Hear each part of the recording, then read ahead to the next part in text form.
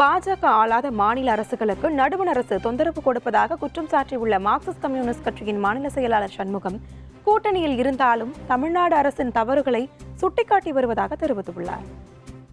BJP அல்லாத மாநில அரசாங்கங்கள் எங்கெங்கெல்லாம் இருக்கிறதோ அந்த மாநில அரசாங்கங்களுக்கு எதிராக என்னென்ன தொந்தரவுகளை ஏற்படுத்த முடியுமோ அத்தனை தொந்தரவுகளையும் அவர்கள் ஏற்படுத்தி கொண்டிருக்கிறார்கள்.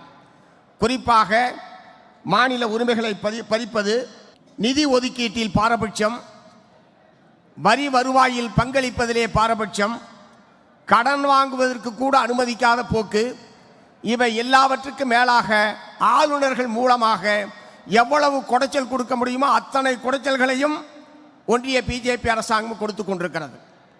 பிஜேபி அல்லாத மாநில அரசாங்கம் சுயேட்சையாக செயல்படக்கூடாது, சுயேட்சையாக அது ஆட்சி நடத்தக்கூடாது, மத்திய அரசாங்கத்தை அண்டித்தான் அது இருக்க வேண்டும். இல்லை என்று சொன்னால் நாங்கள் சுதந்திரமான முறையில் மாநில அரசாங்கத்தை நடத்துவதற்கு அனுமதிக்க மாட்டோம் என்கிற போக்கிலே தான் ஒன்றிய பிஜேபி அரசாங்கம் செயல்பட்டு கொண்டிருக்கிறது.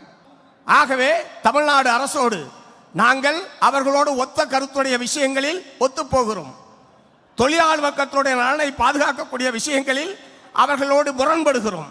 இது தெரிந்தேதான் மாண்புமிகு முதலமைச்சர் அவர்கள் எங்களோடு பயணிக்கிறார். நாங்களும் அவரோடு பயணித்துக் கொண்டிருக்கிறோம்.